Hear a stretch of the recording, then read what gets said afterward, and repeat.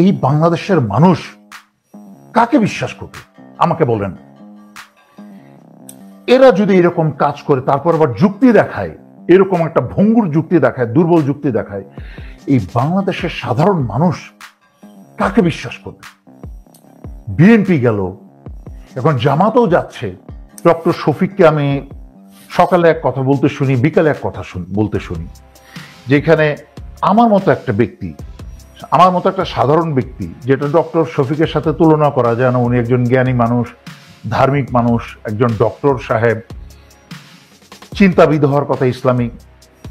তো উনি, আমি আমার মতো একটা ব্যক্তি সকালে বিকি 7 দিন আগে একটা কথা বললে 7 দিন পরে একটা ডিফারেন্ট স্টেটমেন্ট দিতে গেলে তার সাথে যথেষ্ট যুক্তি তর্ক উপস্থাপন করে আমি আমার যুক্তি পরিবর্তন করব এবং ব্যাখ্যা করব কেন আমি ভিন্ন কথা বলছি। কিন্তু ওনারা সকালে এক কথা বলেন, বিকালে আরেক কথা বলেন।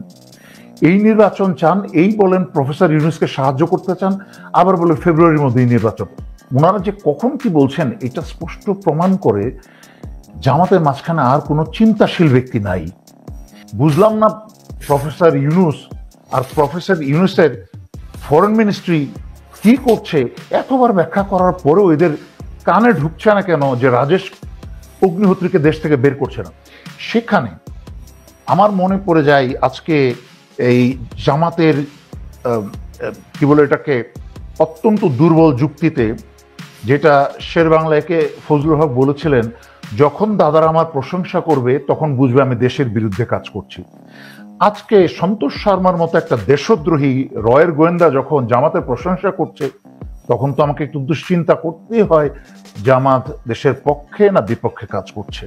তা আমরা 54 বছর এবং তার আগেও, স্বাধীনতার আগেও জানি যে এই দাদারা কি করে।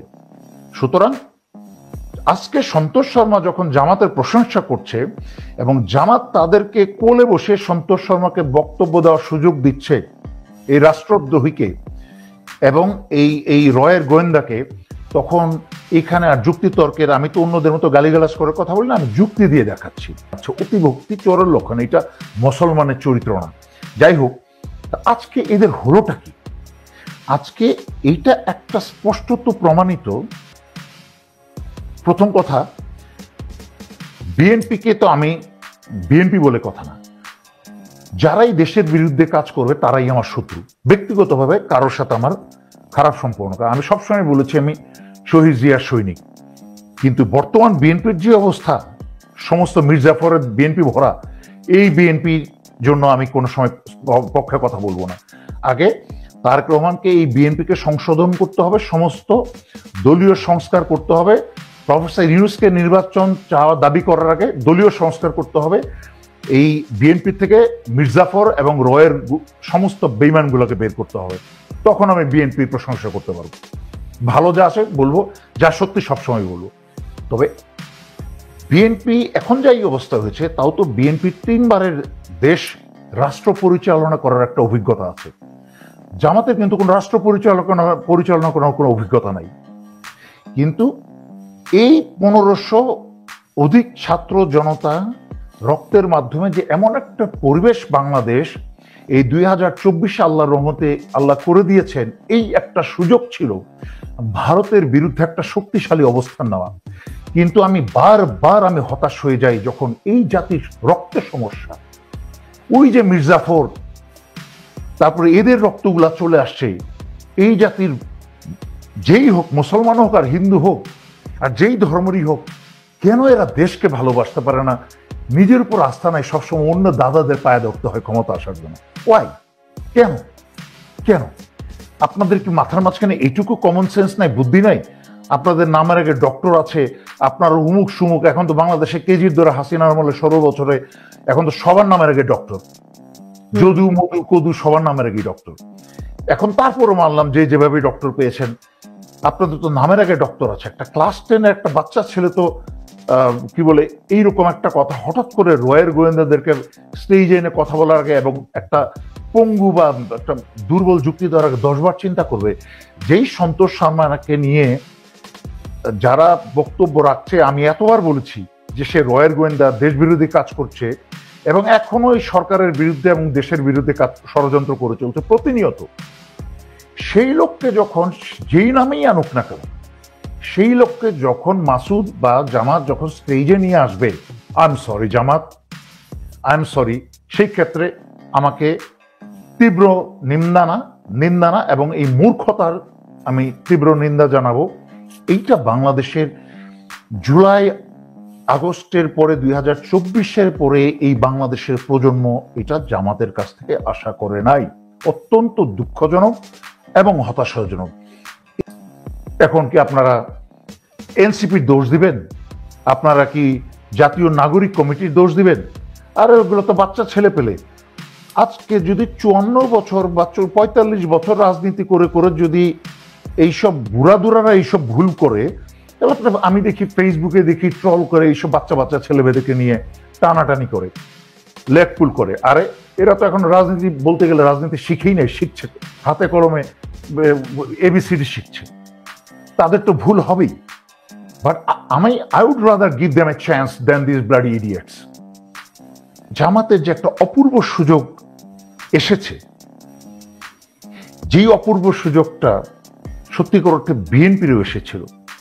বিএনপি তো গত 16 বছর ক্ষমতায় না থাকার কারণে এবং বিএনপির উপরে এবং জামাতের উপরে আওয়ামী লীগের যেই এবং ভারতের যে অত্যাচার হয়েছে, যার ফলে কিন্তু অত্যন্ত স্বাভাবিকভাবেই তারা মানুষের মনের মাঝে তাদের জন্য একটা সহানুভূতি ছিল। আমি শুরু থেকেই কিন্তু বারবার বিএনপি বোঝানোর চেষ্টা করেছি যে আপনাদের কিচ্ছু করা লাগবে না, জনতা আপনাদেরকে ভোট দিবে। কিন্তু তারা করলো কি?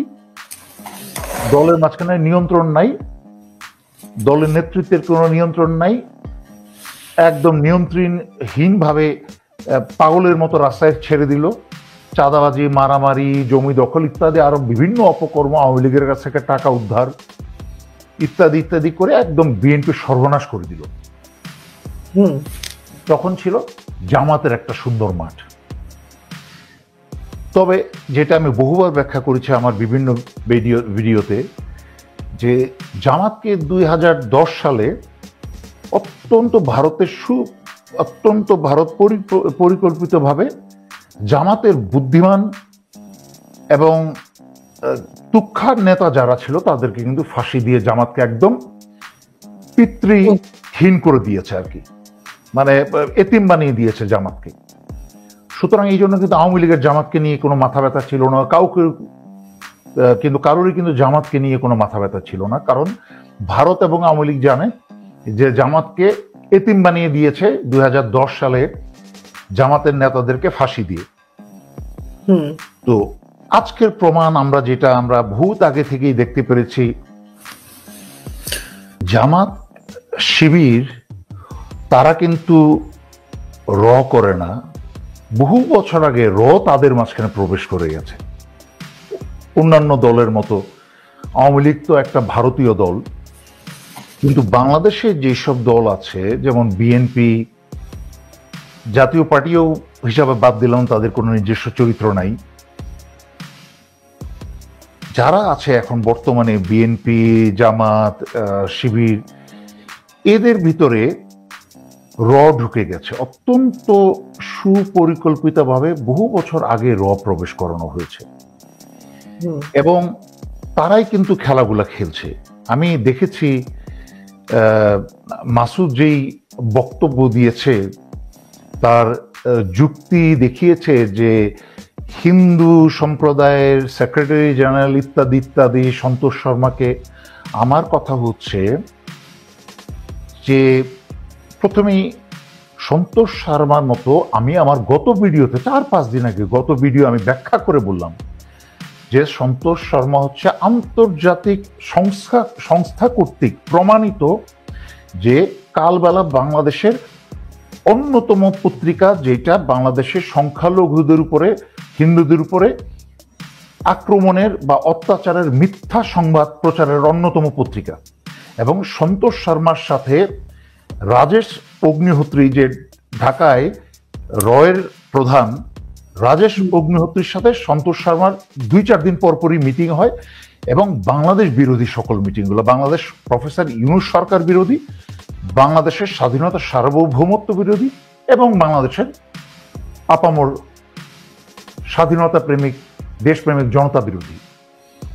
এইটা ব্যাখ্যা করার পরেও যদি একটা ব্যক্তি নিজে একটা লেম বা একটা পঙ্গু যুক্তি উপস্থাপন করে যে একটা হিন্দুদের সেক্রেটারি জেনারেলকে ডাকতে হবে তাই ডেকেছে, একটা রাষ্ট্রদ্রোহী একটা রয় সদস্যকে ডাকতে হবে, এটা কোনো যুক্তি হলো না। এটা একটা ক্লাস 10-এ পড়ে একটা বাচ্চা ছেলে এরকম একটা যুক্তি দিতে পারে না। সেখানে মাসুদের কাছ থেকে সেটা আশা করিনি। তৃতীয় জিনিস, আমি সন্তোষ শর্মার জামাতের নেতাদের উপস্থিতিতে তার বক্তব্য আমি শুনেছি। সেই বক্তব্য শুনে আমি সন্তোষ শর্মার প্রশংসা করলেন, সন্তোষ শর্মা প্রশংসা করলো জামাত নেতাদের, যে জামাত নেতারা তারা স্বাধীনতার পরে নাকি হিন্দুদের, যেটা আওয়ামী লীগের আমলে সবসময় সত্যি ছিল, এইটুকু সত্যি যে আওয়ামী লীগ যতবারই ক্ষমতা ছিল ততবারই হিন্দুদের জমি দখল এবং ঘরবাড়ি পুড়িয়েছে, মন্দির পুড়িয়েছে, ভারতের সাথে মিলে এইসব অপকর্ম করিয়েছে, এবং আরেক দিক দিয়ে দোষ দিয়েছে, দোষ চাপিয়েছে, জঙ্গি বানিয়েছে এই জামাতকেই। জামাত 8 মাস হয় নাই জামাত ভুলে গেল। তো এই জামাতকে জঙ্গি বানিয়ে একটা অপকর্ম করে, জঙ্গি নাটক করে জামাতকে, বিএনপিকে জঙ্গি নাটকের সাথে জড়িয়েছে। আর এরাই বেশরমের মতো ভারতের পিছনে এবং আওয়ামী লীগ রক্ষায় ছুটছে। তো আমি দেখলাম সন্তোষ শর্মা বলছে, জামাতের প্রশংসা করছে যে স্বাধীনতার পর থেকে বাংলাদেশে হিন্দুদের উপর পূজার সময় সবসময় অত্যাচার হতো, বা 2024 সালে অত্যাচার কম হয়েছে। In a way this is good. কেন? কারণ এই যে প্রফেসর ইউনূসের কাছে বা বর্তমান সরকারের কাছে এরা পাগল হয়ে গেছে ক্ষমতার জন্য। বিএনপি জানে যে নির্বাচন দিলে, এই মুহূর্তে নির্বাচন দিলে, আমি যেটা বারবার বলেছি, বিএনপির ক্ষমতায় আসা অধিক সংখ্যক একটা সিট পাওয়ার সম্ভাবনা আছে। আর আমি যেটা বলেছি যে এই ছাত্রদের নতুন দল যদি বাচ্চা ছেলেদের মুখ দিয়ে নির্বাচনের নামে, হয়তো সিট পাওয়ার সম্ভাবনা খুব কম, হাতে গোনা 2-4টা সিট ছাড়া। সেই ক্ষেত্রে যদি একদম বাংলাদেশের মানুষ তার প্রতি এলাকায় এমন একটা নিষ্কণ্টক মানুষকে তারা যদি মনে করেন 10টা ছেলেদের, ইয়াং ছেলেমেয়েদেরকে সিট দিল, তার সাথে বাংলাদেশের প্রতি এলাকা থেকে একজন জনগণের কাছে সমাদৃত এবং গ্রহণযোগ্য একটা লোককে, সে হতে পারে একটা এমবিবিএস ডক্টর, হতে পারে একটা এলাকার মুরব্বী, একজন সম্মানিত ব্যক্তি, হতে পারে একজন অবসরপ্রাপ্ত সশস্ত্র বাহিনী অফিসার, যদি এরকম কাউকে বসায় যার কোনো ধান্দাবাজ না এবং তার মাথায় ঘিলু আছে, একেবারে খালি আবার মেজর সাহেব বা কর্নেল সাহেব নাম থাকলে বসিয়ে দেওয়া যাবে না, কারণ সব অফিসার আবার এক মানেন না। তো এরকম যদি দেয়, তাদের একটা ভালো সংখ্যক সিট পাওয়ার সম্ভাবনা আছে। কারণ জনতা খুঁজে বেড়াবে যে বিএনপি ছাড়া আর বিতর্কিত জামাত ছাড়া কাকে পাওয়া যায়। যখন দেখবে কেউই নাই, তখন বাধ্য হয়ে, কি বলে এটাকে, হতাশ হয়ে দিয়া বিএনপিকেই ভোটটা দিয়ে দিই বা জামাতকেই ভোটটা দিয়ে দিই। তখন হবে কি, জনগণ কোনো উপায় না পেয়ে একটা বিরাট বড় ভুল হয়ে যাবে, একটা মিস্টেক হয়ে যাবে জাতির জন্য আবার। তাই জনগণকেও একটা সুযোগ দিতে হবে যে আমাদেরকে ভালো ক্যান্ডিডেট তুলে ধরতে হবে।